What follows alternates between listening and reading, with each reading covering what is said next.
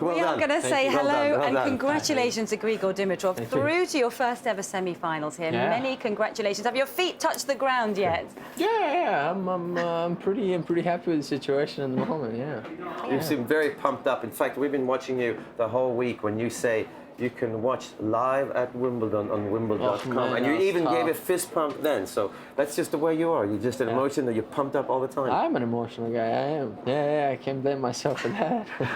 Can we ask you to get the mic up closer to your mouth so we can hear what you're saying? Give us an idea, Grigor, of what the atmosphere was like out there on centre court, because nobody can imagine what it's like to take on a Brit on centre court, let alone the defending champion. So what was the atmosphere like? It was just amazing. I think today was one of those days that just everything was happening for me. I think it was, and what a better day to play a match like that, playing against the defending champion. The weather was incredible, center court. I mean, what is it more to ask for? But it's never easy. I mean, it's never easy. I knew everyone is with him, the whole crowd, and I felt the support from everyone else, of course. So. I was just happy I could close it in straight sets. I always found that when you play big matches, it's very important to get the balance right between logically playing the right match and emotionally playing the right match, because tactics change depending on how much you want to win a match, and it's instinct. And you seem to get the tactics completely spot on.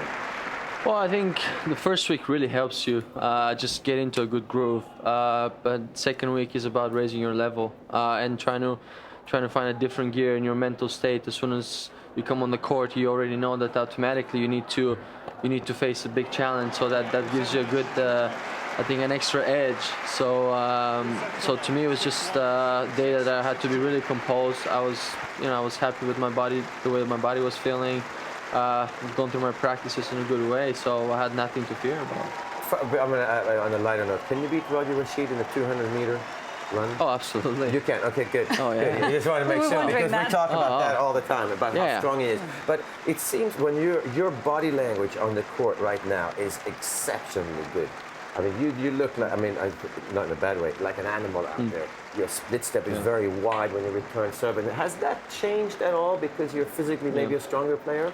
Oh, absolutely. I've done a lot of work in the past months off the court, and we all know how Roger is with his fitness level. So I never cut corners when it comes to work, and when I need to put that extra work, and it shows. You know, it's a good feeling, and especially when you step on the grass. You know, the grass is getting a bit tricky now. It's starting to be a little slippery, so you need to be even lower, and I feel quite comfortable in it. Yeah, you look very comfortable. Yeah, certainly did. Give us an example of a training day then with Roger. What sort of things you have to put in? Yeah, because we don't know. What does it involve? I think we start, I think, with good warm-ups, and of course going on the court for maybe 3.5 hours of good tennis. We always have a goal as soon as we get on the court what we have to work on today, or if there's anything in specific. And after that, the real job begins. Off the court, he's pretty brutal when we get into the gym, but a lot of weights. I've been doing actually a lot of weights in the past weeks, ever since I got into London.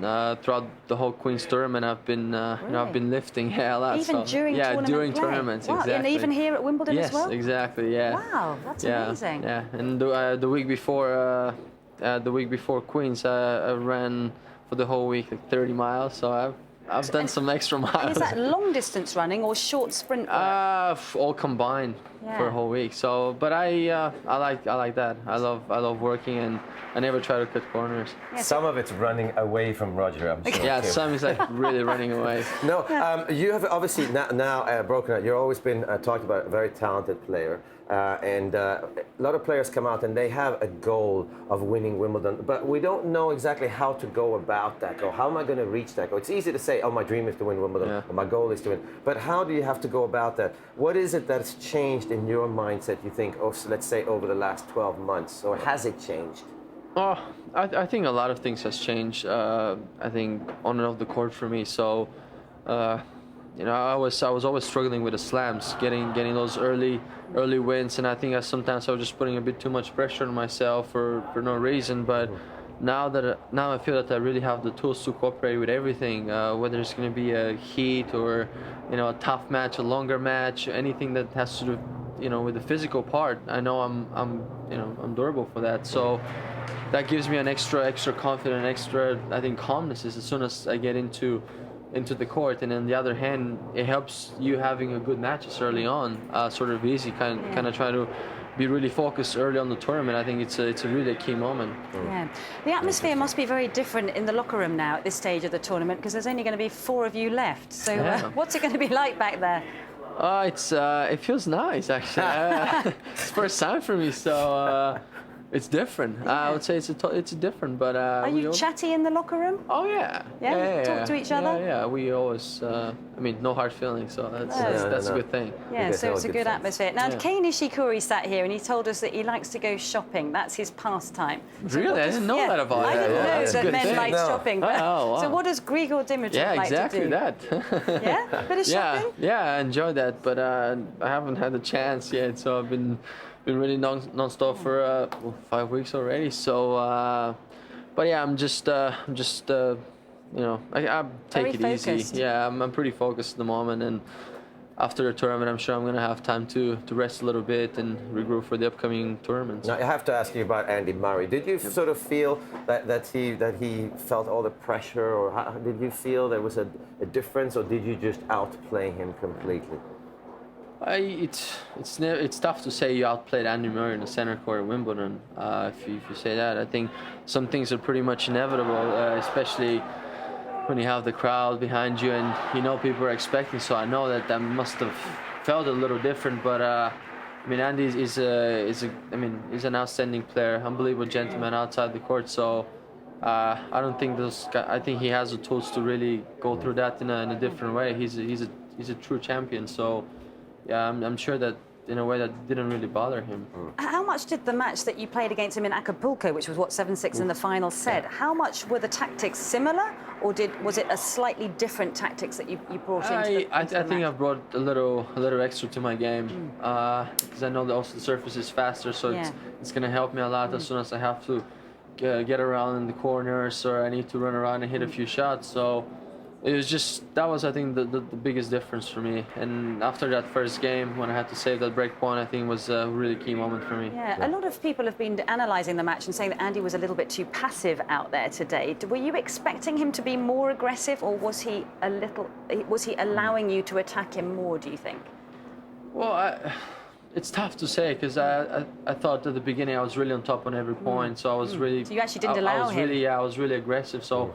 And I didn't think he served as good in the first set, but I think, especially the second set, mid-second set, when he got the break back, was a completely different view for me. Yeah. So, and I knew he was never gonna give up. And this is when he actually started to hit the ball really aggressive and was winning easy points. So I knew that I had to really be on top. So don't give him a chance to get back into the match. All right. I have to ask you one question about moving on grass, because obviously when you see it on TV, part of it's green, and part of it's sort of a little bit brown, and part of it doesn't really have any grass on it. So there's different traction.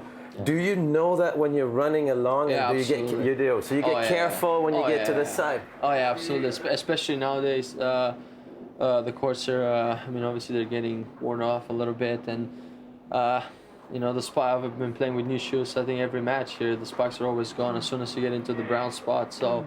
It's a bit tricky, I think. It's a bit tricky. It's still around the net is quite green. It's kind of green. Tennis has changed a little bit. So, but except that, the course, I think, in a great condition. Yeah. How much are you superstitious at all? You got a lucky outfit you're going to take out into the semi-finals? Oh yeah, my white one. Your white one. Yeah. You're going to stick with the white one. You're going to wash the one you wore today? No, I'm pretty much not with that. I think with some other things I'm a little bit superstitious. Are you? What are you superstitious on? I use the same shower, for example. You? I change my shoes exactly the same time. Eat the same food. Basic things. So you've been eating the same meal every night, have you? What's that? Night I have steak usually with salad and trying to get a bit of sushi. Before match has been salmon and rice. Salmon and rice. Fantastic. Sounds very good. You've been well looked after here. Yeah, absolutely. Fantastic. Well, it's been a pleasure to talk to you. Thank you.